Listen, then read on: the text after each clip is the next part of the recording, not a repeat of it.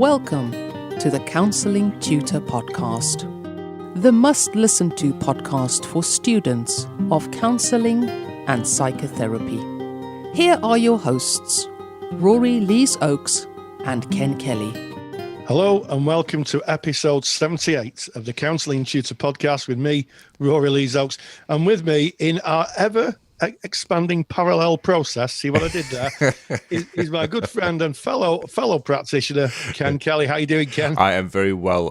Ever-expanding parallel process. Sounds like an episode of Star Trek, but it isn't. It is episode 78 of the Counselling Tutor Podcast. What can you expect from today's episode? Packed with value for you. We're going to be kicking off, keeping to the theme of the time. So there's a lot of assignments that are being written at the moment. And the first thing we're going to be looking at is using quotations, quotes in your assignments, the importance of that. And we'll be sharing some nice reference links with you as well today. And Rory, we're going to be diving into practice matters today, into the cool waters that are practice matters. And you're going to be looking at a tricky topic, and it can be tricky for the counsellor, and specifically when you're in placement, you're new, just going out, and it's when the client doesn't return. They just disappear. They come to a session, leave, and you never see them again. Really important topic. Can you give us a taster of that, Rory? Yeah, I'm going to be talking about maybe what's left for practitioners when clients don't return, and certainly, you know, the reflections of students who this happens to, and you know, maybe ways of thinking about it. A few observations in 15 years of practice, basically. Great topic, and we're going to be closing off episode 78 today looking at getting assignments referred. That is a horrible topic. Even just saying it, Rory, it brings up a feeling in me. Assignment and referred. And I know during my journey, I certainly had assignments referred. It's that kind of time where we kind of get our work back that we've put so much effort and energy into, and it comes back and it has been referred, and we have to revisit that. So we're going to be looking at that topic a little more in depth. But kicking us off, our starter today is those quotations. So you're writing your assignment paper, and we're called on to kind of take quotes from the theorist and bring that into our assignments. Any thoughts on that topic, Rory? Yeah, well, look, the first thing is why do tutors like to see quotes? And the reason we like to see quotes is because it shows that you have done some reading around the subject. And you know, a lot of the learning is done outside class when you're doing your assignments. Mm-hmm. There's usually a book list or reading list, and the idea is that you at least read some of it. So the first thing I would say is that if you are doing an assignment now and you're thinking about quotes, what I would say is go to the back of books. Any academic book, you really start at the back and in the index. Look at the subject you're studying. Find that name, go to the page, and then have a look. And also, I think the quotes can really reinforce your own writing. So if you're writing something from your experience, certainly for those doing level 5, level 6, and you're writing something about your experience, you can then put a quote in that is the experience of someone who's published and is well known. That, I think, makes a big impact on an assignment. You're saying, this is what I found, but also, hey, look what Rogers said. I like that. And we've spoken about referencing before, and referencing and quoting are different slightly, aren't they, Rory? Can you kind of differentiate between what a reference would be and what a quote would be? Yes. So if you're doing what's called in-text referencing, you might say, you might talk about, say, empathy, and then say, Rogers in a way of being states that empathy is. And then you can put either an in-text referencing, or you can use the quote. So an in-text reference is where you're referencing what you've read. A quote really is, I think, to just reinforce and to make your work stand out. You know, and it's almost like the highlight of your assignment. If you put a quote in, it's like the highlight of your assignment. You're saying, look, this is the important thing, as you know, Rogers or Byrne or whoever you're studying. Is writing to them, you know. So, yeah, really important to use in-text referencing to show that you've been reading and you're drawing from the literature. A quote, as I say, just kind of underpins it all. It puts an underline under it. That's what I'd say. I like that. I like that very much. And I did say that we share a reference with you, and we've just started something brand new on counsellingtutor.com, and we've added a quotes section that we're going to be building out as we go. So we've started with Carl Rogers, and you can find that by just going to today's show notes. And where you will find those is you just go to counsellingtutor.com, click on the very top menu bar and go to podcasts, and go on down to episode 78, today's episode, and right within the show notes will be the link, and it will take you through to the quotes section that we've just started. And it's basically taking the quotes, putting a nice graphic to them so you can share that if you wish to, and you've got the actual quote there and the theorist that made that quote. Quotes for me are kind of the gems that have shaken to the top of their theories and that they've written in their books over time. Quotes are little bits that people have taken and said, you know what, that really resonates with me. I know that if you listen to our back catalogue of podcasts, you're going to hear a fair number of quotes from Rory, from myself, that we will mention from time to time when a topic comes up. It's kind of a quote is something that is relevant at a certain time. And as you say, Rory, having those quotes in your assignment, it gives it glitter. It is those little gems that kind of shine out, and it's nice for the marker as well to see a quote here and there. It is, and one play I think on quotes. There's a lot of quotes that are just taken out of context because they read quite nice. If you are using a quote, try and find out. You'll have to find out which book or periodical or journal it's from, and try and have a look at the entire quote within the page, because there are a few quotes. I can think of a Rogers quote that is taken totally out of context. And it's I trust in my experience for me is the highest authority. You see it all the time. And actually it's just a little section taken out of a whole page of a way of being. And actually it's totally out of context. And I used to say to learners, you've not read the book because you've taken it out of context, and actually that's not what he meant. So reading the book is always useful. If you're going to use a quote, try and find the book it's from and read it in context. It brings a new meaning to the work, I think.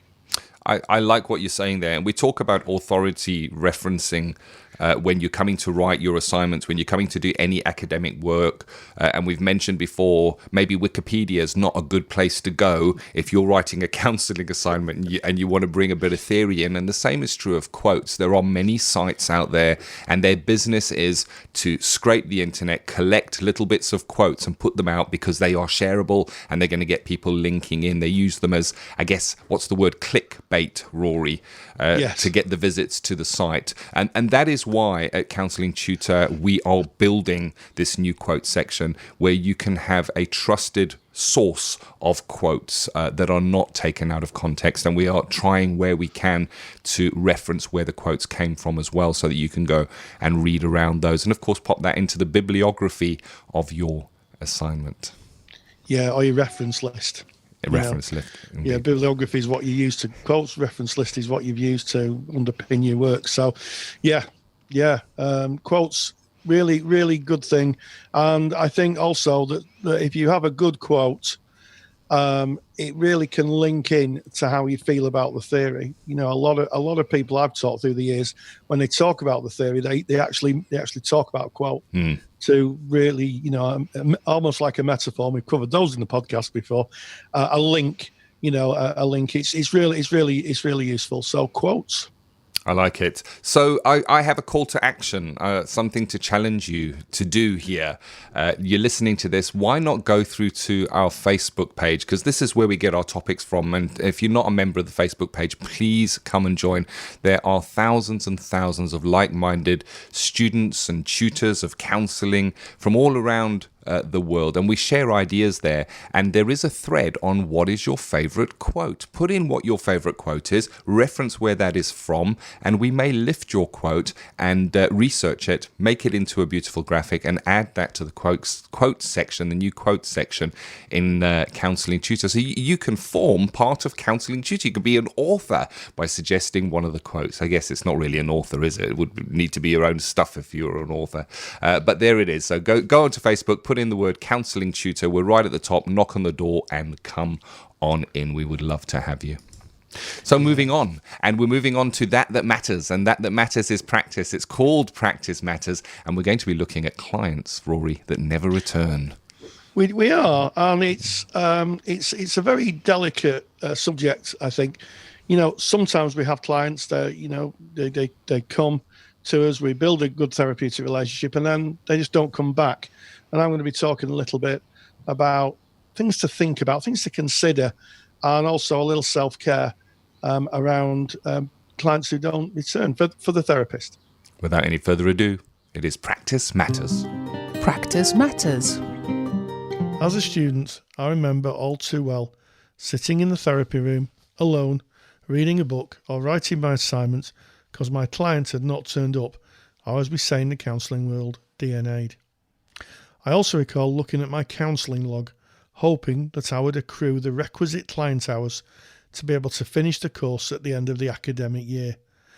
The times I paid for supervision only to discuss the one or two clients I'd seen that month, while wondering if working 2 jobs and having beans on toast 3 times a week was really good for my mental health and physical well-being. It was around this time I began reading The Road Less Travelled by M. Scott Peck, which starts off with the pithy observation, "Life is difficult. This is a great truth, one of the greatest truths. It is a great truth because once we truly see this truth, we transcend it. Once we truly know that life is difficult, once we truly understand and accept it, then life is no longer difficult, because once it's accepted, the fact that life is difficult no longer matters." I found this truth a great help. It started to shape my thinking around the reasons and my feelings around clients that did not turn up or never returned. Like most therapists who have practiced continually for a long period of time, 15 years in my case, I've come to realise there are many reasons for clients not returning. Here are some taken from conversations I've had with both clients, supervisors, practice managers, and people I've met on my travels since becoming qualified. Health reasons: having to work overtime to pay the bills, having to look after children or relatives, not being ready for counselling, not being able to pay the bus fare to the agency, feeling fear or shame, having to move house. Sometimes one session is enough. Just to be heard and offload can help someone cope and keep going. Don't underestimate transference. You can never be sure if you remind a client of someone from their past. It's worth remembering that sometimes just putting an hour a week aside for counselling is a luxury a client cannot afford. Frustrating as it is, the upside is if you do gain a whole hour, you can read a book, make notes for your assignments, or even go for a walk. One other test that non-attending clients ask of us is to consider unconditional positive regard. We should extend it to those who DNA. Why? Because we never know what's going on in other people's lives. Thank you, as always, Rory. It's that one Practice Matters topic that you've covered that it's almost a guaranteed. You're going to have, if you go into placement, if you go into practice, a time when you build that relationship with a client and they just disappear. They don't come back again. So really, really important information there. And of course, Rory has made a super duper handout. We call them Rory's super duper handouts, and that is available from the show notes page. And you can get that by going to counsellingtutor.com, clicking on the podcast tab, go to episode 78. You can download that from within the page. Alternatively, if you are a member of our paid for service, which is called the Counselling Study Resource or Handouts Vault, then you can actually log into the Handouts Vault, and that has already been added for you. And if you're wondering what is this paid for service of which I speak, we give you information on that at the end of today's program. But let's move on to our next topic, and that is getting assignments referred. I almost want to do a dramatic piano dun dun dun here, Rory. Yes, it's amazing, isn't it? The transferences that come with that. I'm sure there'll be people listening to this who are throwing their hands in the air or having their head in their hands. Yeah, getting assignments referred. And I'll let you into a little secret that when I did my counselling qualification, I came really with no qualifications worth taking to a job interview. Me and school didn't get on very well, I seem to remember. And I started quite late in life. I think I was in my 40s. And I got every single assignment returned to me, every single one. And when I did my teaching qualification, which was a year after I qualified, I got every single assignment passed. And the only thing that was different wasn't I got any more intelligent. It was just I understood the language of what was being asked, the dreaded C word criteria. Oh, yes. And what I would say is that it can be super disappointing. I've had lots of disappointed students through the years where I've handed in the sound back and said, you have to do it again.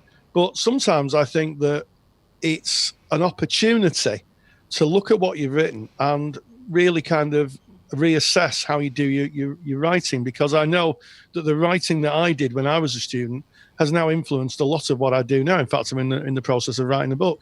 So, I would say you learn more from a defeat than a victory. That's my wise words of the day. I like that. And I think it's about self-concept, how we view that message of a referred assignment coming back. And my frame of reference when I had my first assignment referred was it took me right back to when I was at school and I received a test paper back with a big F on it.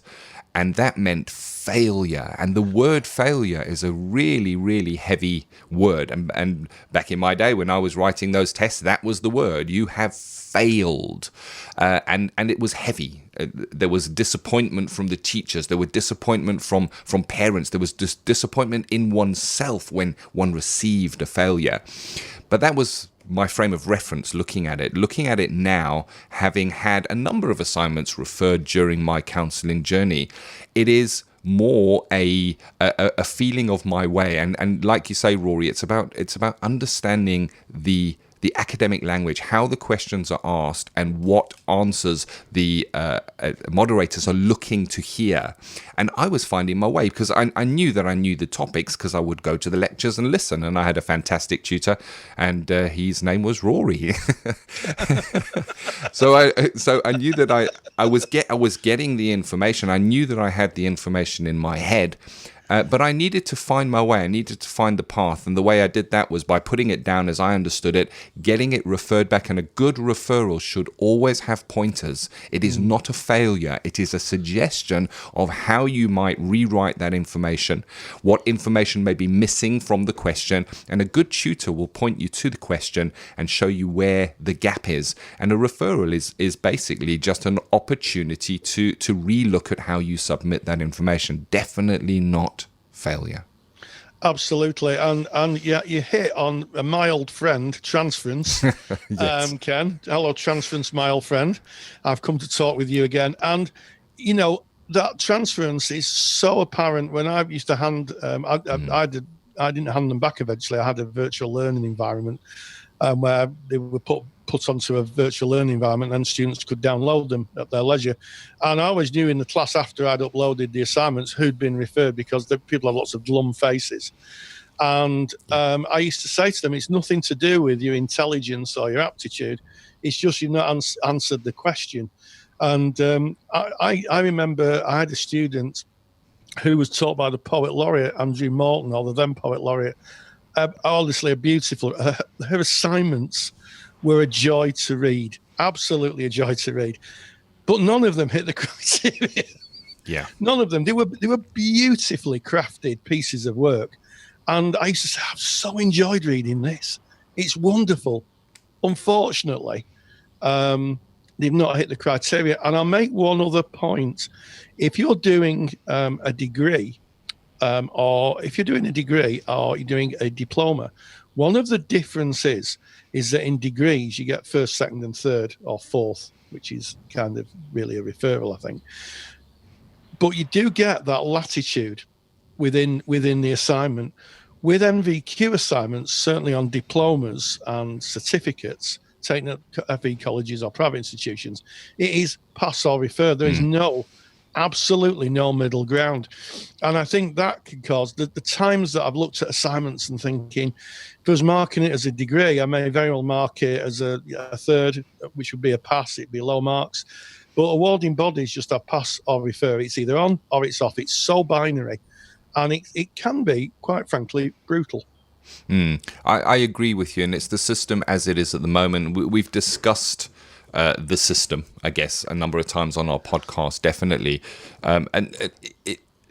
The other thing, the unseen, I guess, is that the tutors are in a way moderated by the people who set the criteria themselves, where they will come through and they will take a sample of assignments and make sure that that criteria has been hit. And as Rory have said, you either hit it or you don't hit it. So there's no latitude. There's no, well, I can see you really know what you mean here. You have to rewrite it and you have to hit that criteria. It is tough and maybe not the best way of doing it, but it is the way that it's the way it is, I guess. Living life on life's terms as it is at the moment. Yeah, it is. And one of the things I would say is that those people who struggle the most actually produced, and I'm going to make a blanket kind of observation here. I'm going to blanket everybody. The people who got the assignments referred, usually when they came back, they'd up their game considerably. Yeah. And so sometimes I wonder if, as I said at the beginning, you learn more from a defeat than a victory. Definitely. Like it very much. And of course, if you are a member of the Counselling Study Resource, again, that paid section of what we offer on Counselling Tutor, there is an amazing lecture on decoding the criteria, almost speaking that new language that Rory did. It's 40 minutes of lecture with a slide pack and all the links, and basically decoding the criteria, putting it into plain English and showing you how you can answer the questions on the questions terms. So again, more about Counselling Study Resource at the end of today's program. It's been an interesting one today. We kicked off episode 78 looking at the quotes, their importance in your assignments, really important in practice matters today. Rory looked at clients that never return, and of course that super duper handout available from the show notes page. And we closed off today looking at the referral of assignments, that less than wonderful topic. Yes, and if any of you out there have had a assignment referred, or you're listening to this and you're looking at your assignment, my message is always at the end of the podcast is stay grounded and please stay safe. One final message to slip in, and this is if you are writing your final portfolio for your diploma, you're on an ABC course. Rory has put together an amazing resource. It is called the ABC Portfolio Key, and it really does take you by the hand and walks you through putting together that final portfolio. And you can find that simply by going to counsellingtutor.com. If you enjoy the topics and handouts here on the Counselling Tutor Podcast, then you will love the Counselling Study Resource. CSR was built by myself, Ken, and Rory Lees-Oakes to give you the support you need during your counselling studies. So get access to the world's most comprehensive collection of resources aimed at supporting you in your journey to become a counsellor. Take the stress out of your studies by visiting counsellingtutor.com/CSR.